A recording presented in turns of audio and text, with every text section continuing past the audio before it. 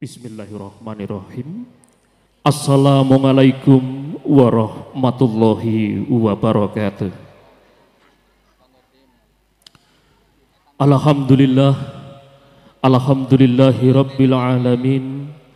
Wabihi nasta'inu ala muridun yawadhin. Ashhadu an la ilaha illallah wa ashhadu anna muhammadan abduhu wa rasuluh.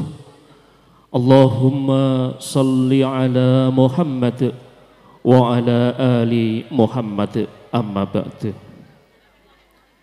Kula nuwun wonten ngarsanipun para priyagung, para sesepuh, bini sepuh ingkang tansah binektenan saha ingkang sinuyudan dening bebrayan. Para kadang sutresna baraya agung wonten ing dukuh manggung mriki ingkang winengku ing karahayon. Katentreman kawilujengan hawit sih wilasaning Gusti ingkang Maha Nasa mugi tansah hanglimputana wonten ing madyaning pahargyan ing enjing menika.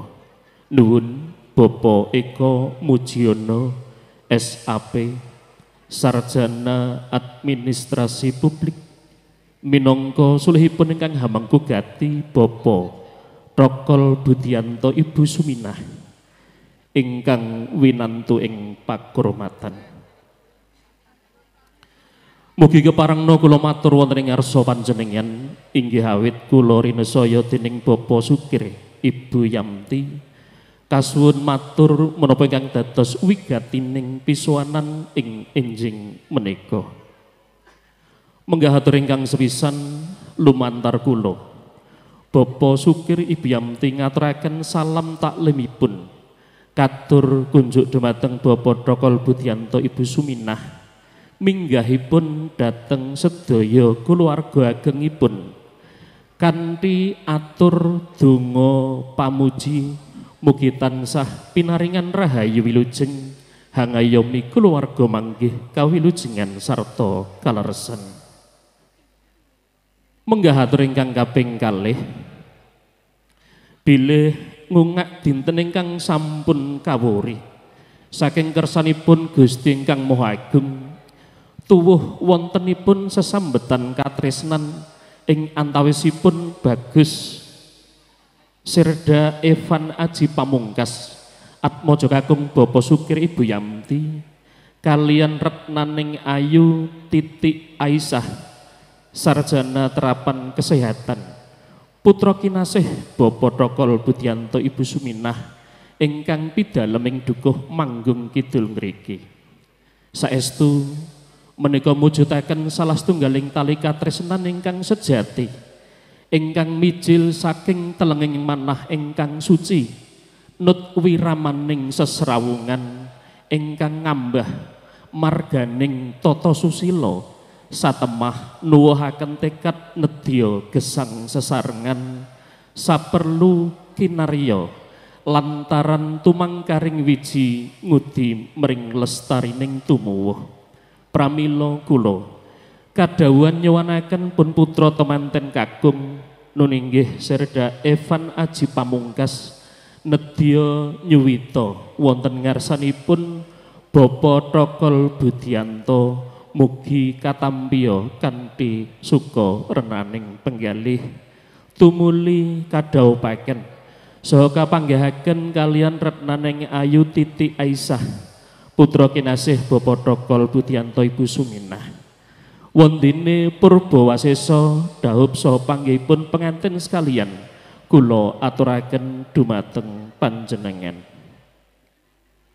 Aturuninga bilih sasampunipun panganten sekalian kapanggihaken Bapak Sukir sarta sapangomyong arsa hamertuwi saha paring donga pamuji dumateng panganten sekalian mugi-mugi dadosa keluarga ingkang tansah pikantuk berkahing Gusti manggih bagya mulya salami-laminipun. Menggah atur ingkang kaping 3 kula kadhawuhan ngaturaken pisungsung uba rampe minangka jangkeping palakrama ugi minangka tandha talining katresnan senadyan boten sepintena mugi sageta nambah raketing kekadangan ing antawisipun Bapak Sukir Ibu Yamti kalian Bapak Tokol Budianto sekalian sumrambah dateng sedaya keluarga agengipun. Menggah ingkang salajengipun hamba bilih pahargyan wonten ing enjing menika samangkih sampun kacekapan pramila Bapak Sukir sekalian saha sedaya sapangombyong badhe lumengsir nyuwun pamit. Mugi wonten keparengipun Bapak Tokol Budianto menapa diri panjenengan sedaya paring donga pamuji. Mugi-mugi lampah kula ing samarga-marga tansah manggih rahayu wilujeng ngantos dumugi dalem sowang-sowang. Ingkang salajengipun ugi ambek bilih pahargyan ing enjing menika sampun paripurna, sampun ganep saha jangkep ing samudayanipun saking keparengipun Bapak Sukir Ibu Yamti. Mugi wonten keparengipun Bapak Tokol Budianto kasuwun nyowanaken saha hanglarapaken pun putra temanten sarimbit wonten dalemipun Bapak Sukir ing dukuh manggung RT gangsal RW gangsal kaangkah dinten Minggu wage katiti mangsa surya setunggal Juni warsa 2000 selangkung tabuh kirang langkung jam 8 dalu mekaten. Dening kang pungkasan kanthi nyebat saha ngagungaken asmanipun Gusti Allah. Bismillahirrahmanirrahim. Pun putra temanten kakung kula aturaken.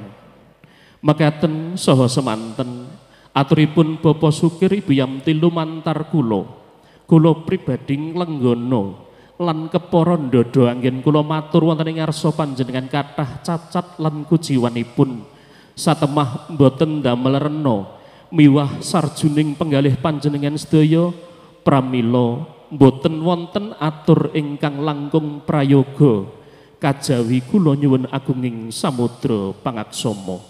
Wasana rahayu rahayu rahayu ingkang sami pinanggih. Wassalamualaikum warahmatullahi wabarakatuh. Nuwun.